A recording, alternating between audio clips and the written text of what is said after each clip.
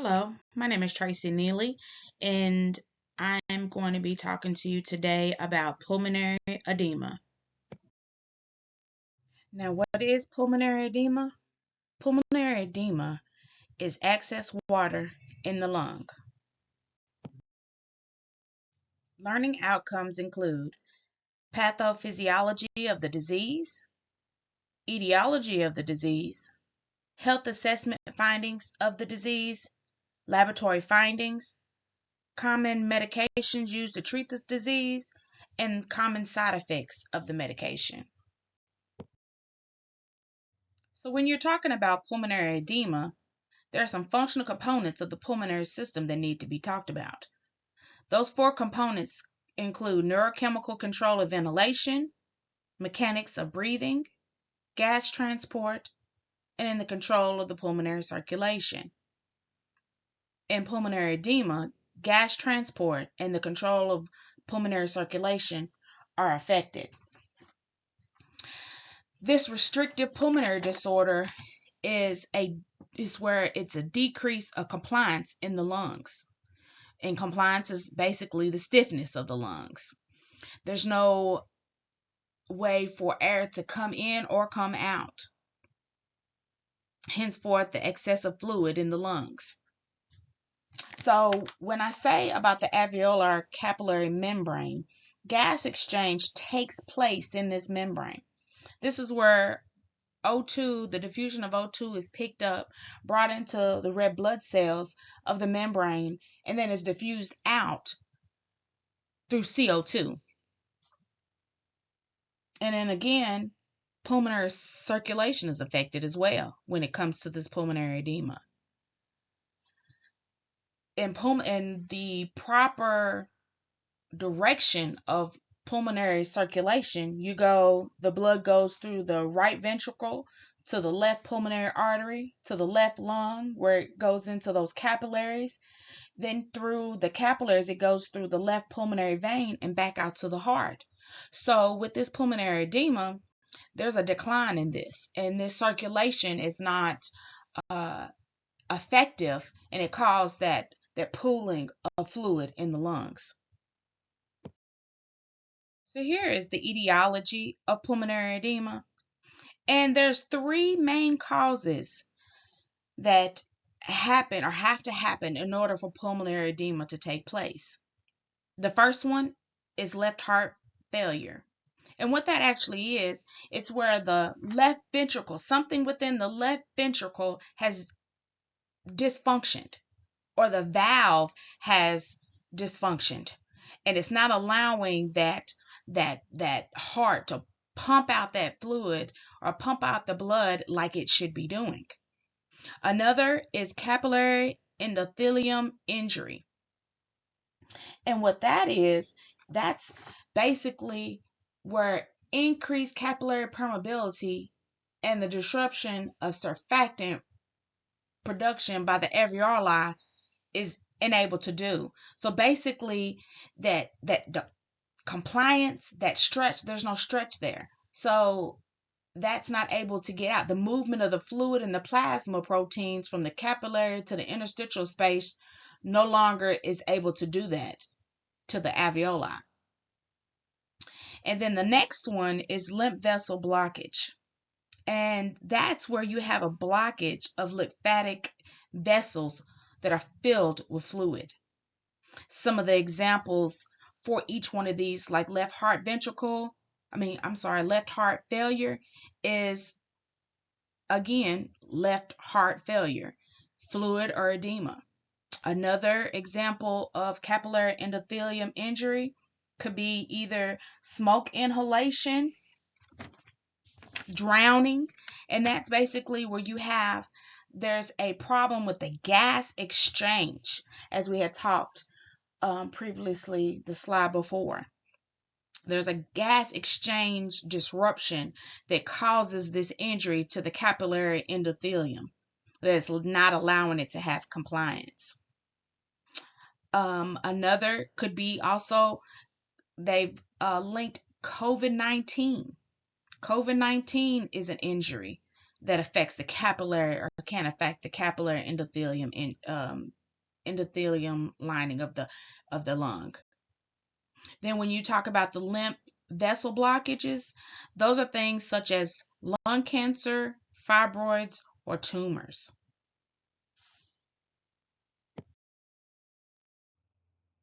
So looking at the clinical manifestations of pulmonary edema, they are dyspnea at rest. And so what that is shortness of breath, being shortness of breath at rest, having inspiratory crackles, anxiety, having the decrease of O2 coming in and not able to push out that CO2 can cause a patient to have anxiety. And then the disorientation and confusion that comes from the lack of red blood cells or oxygen into the alveoli in order to have that diffusion of O2 coming in and then the CO2 out. It's part of that gas exchange. Another is tachycardia. So when I talked about earlier the pulmonary circulation, when you have a deficit in that pulmonary circulation and your heart is trying to pump and work and try to push this fluid, push this blood out, or push the blood out into the other organs, and you have this collection of fluid around your lungs, it makes the heart work harder, which in turn can cause an increase of heart rate. Hypoventilation can be another clinical manifestation. And then in severe cases, pink frothy blood-tinged sputum. And that's when you are coughing up, it's like copious amounts of secretion that are either has blood or it's pink and it's frothy. That's a clear indication that you need to seek medical treatment. So right here on this slide, we're talking about nursing interventions. What are some things that we need to do when we see this happen in our patient? Well, the first step is to assess the patient. We need to look, we need to ask, we need to see what's going on. We need to put our eyes on this patient. The second step would be gather the data. Gather your objective data, gather your subjective data, which, gather medical history on the patient, vital signs, see what's going on, see what's been happening with this patient, and then again, observe for their signs and symptoms. Then step 3, labs and tests. In order to understand and see what exactly is going on with the patient, you have to actually test and perform these labs. And then again, in order to be able to get this patient well, you got to treat the patient. So when you have all these steps, put these steps together, you should have positive patient outcome. Still talking about nursing interventions, some of the things are health assessments that we need to make sure that we include to do is assess for lung sounds. Lung sounds are important. We need to understand what is going on with our patient. Again, like I said about the clinical manifestations, those are signs and symptoms we need to look for. We need to listen for crackles. We need to listen anterior and posterior. We need to listen in all lobes. We need to ensure and also look for our respiratory status, the patient's respiratory status. We need to see if they're breathing from their diaphragm. We need to see if they're at distress or they're having any dyspnea. We also need to assess for secretions and cough. Is their cough productive? If it's productive, what does their secretions look like? Describe them. Make sure that if they are having a large amounts of secretions that we are actually collecting. Sometimes the doctors will ask for specimens. Another is, again, obtain medical history. It's very important to understand what this patient, what their diagnoses are. What have they gone through? Hospitalizations, any surgeries, any family history. What kind of medications they're on, what kind of job. It could be environmental hazards, occupational hazards that's causing this problem. We need to ensure that we're looking at the full picture of the patient. Another is assess fluid status. And what I mean by that is we need to check for a capillary refill.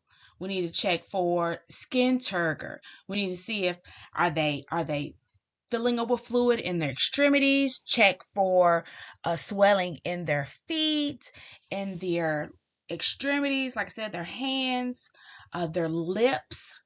Sometimes we don't realize that they're having angioedema.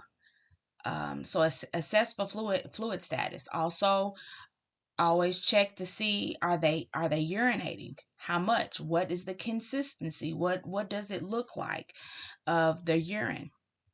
Another, assess cardiac rhythm. So when I talked about clinical manifestations, I said one symptom could be tachycardia. Well, assess for that cardiac rhythm.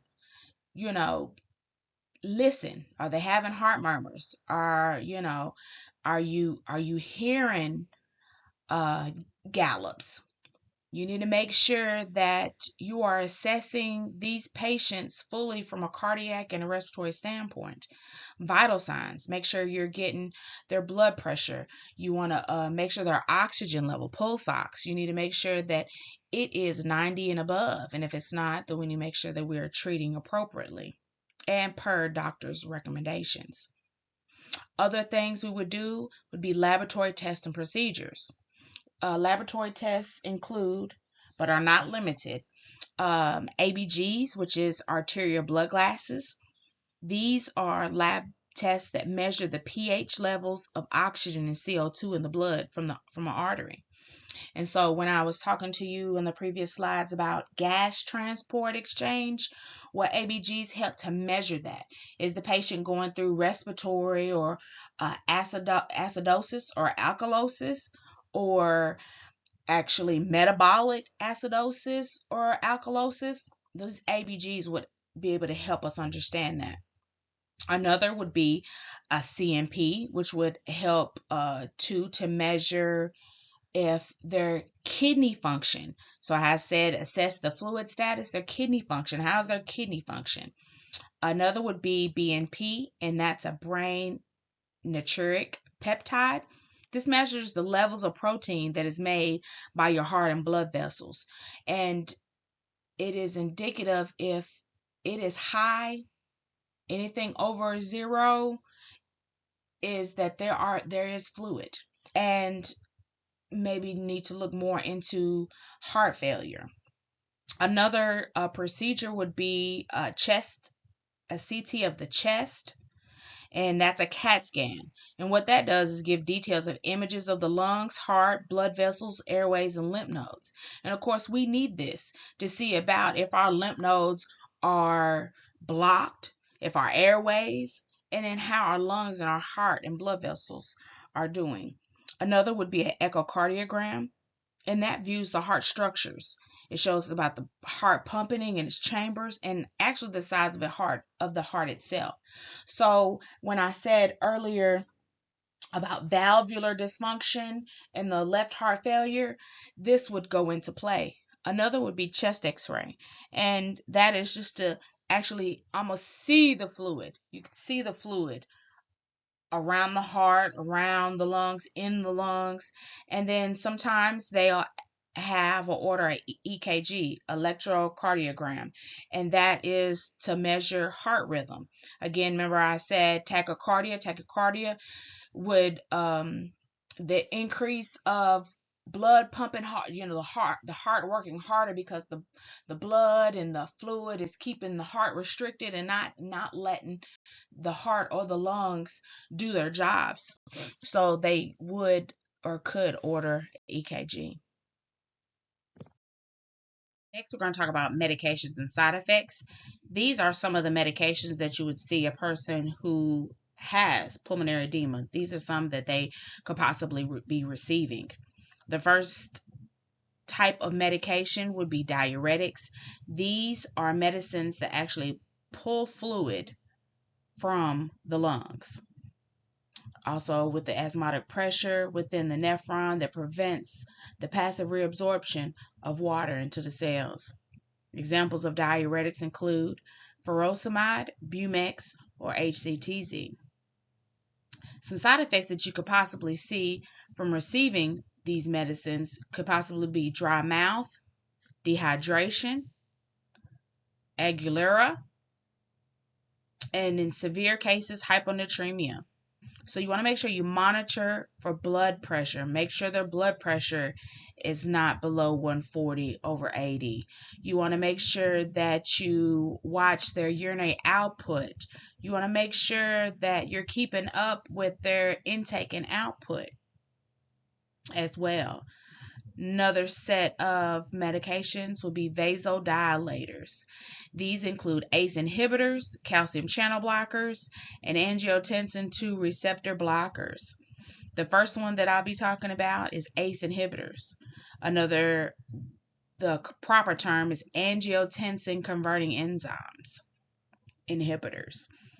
These medicines help with dilating blood vessels and reducing blood volume.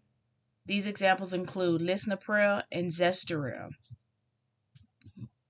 Most of the time, ACE inhibitors will end in RIL. Some of the side effects that you could possibly see is extreme tiredness, loss of taste, persistent dry cough, hyperkalemia. Calcium channel blockers. These medications help slow and strengthen the heart. They relax the smooth muscle of the heart, and they block the calcium ions from entering the cell. Most of these medicines end in LOL. The other name for them could be cardizem, Norvasc, labetalol. These medicines, their side effects can include dizziness, flushing, headache, constipation. You want to make sure when you're giving these medications, you're checking the heart rate, making sure that you are giving this heart rate or giving this medication as long as the heart rate is above 60. If it is below 60, you need to hold the medication. Angiotensin II receptor blockers. These examples are Cozar and Valsartan. These medications decrease the preload, your cardiac output, and tissue perfusion. Some of the side effects you would see in these would be dizziness, hives, diarrhea, chest pain, and you would also see hyperkalemia. Supplemental O2 is another medication that could be given to somebody with pulmonary edema. You want to make sure that when providing this supplemental O2, you need to make sure that nobody's smoking, there's no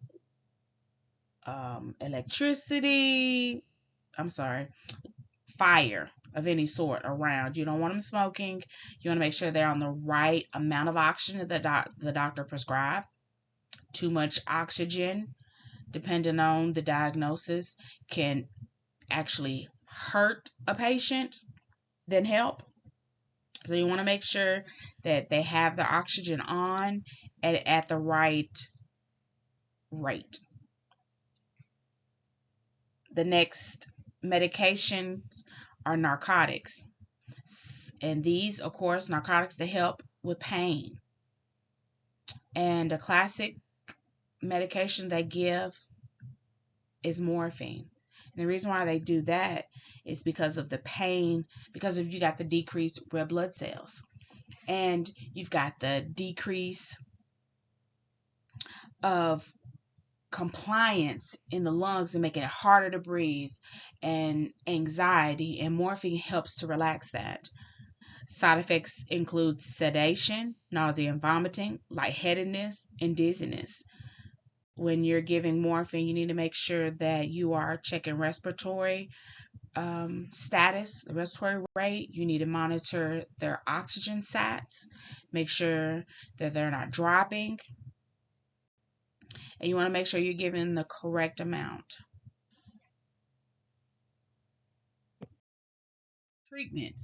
Treatments for pulmonary edema, of course, we just discussed medications. Those medications include diuretics, ACE inhibitors, calcium channel blockers, angiotensin II receptor blockers, supplemental O2, narcotics, and then mechanical ventilation could possibly be another treatment. And that could be in regards to a CPAP, which is a continuous positive airway pressure machine, or even so, a ventilator. A ventilator. These mechanical ventilations machines help air pressure to keep the breathing of airways open, helping the patient whether they're struggling to breathe with the gas exchange transport or just with the compliance. Another thing is renal placement therapy could happen, and that's another name for basically dialysis, because again, when you're dealing with the lungs, when you're dealing with the heart, it also goes into the kidneys. The kidneys take a toll with this pulmonary edema. And so it relies on dialysis. And that helps filter the blood and make sure the blood is rich and gets back into the system to go into the heart, to pump, go to the lungs, provide that increased compliance, and get those airways open. In conclusion, pulmonary edema is a restrictive pulmonary disease that can affect many aspects of the body. One in particular is the lungs, and that's what we discussed today. Pulmonary edema is a decrease or has a decrease in compliance of the lungs. That's how, or gives it stretch, gives it able to actually open up the airways, or the stiffness of the lungs. It gives it the stiffness of the lungs, and it opens up those airways so that we can be able to breathe, get that good oxygen rich blood into the heart, and for good tissue perfusion. If pulmonary edema is not treated, it can be severe and cause severe complications, as we discussed earlier, such as, and to conclude, valvular dysfunction, fibrosis, and acute respiratory distress syndrome. This disorder requires assessing, which we discussed. We assess for lung sounds, we assess for the sputum, we assess for cardiac rhythm, we assess for fluid status, oxygen levels, we treat the patient, we provide the medication, we do the mechanical ventilation should we need the supplemental O2, and then we monitor, make sure that the interventions we put into place allow for this patient to have positive patient outcomes.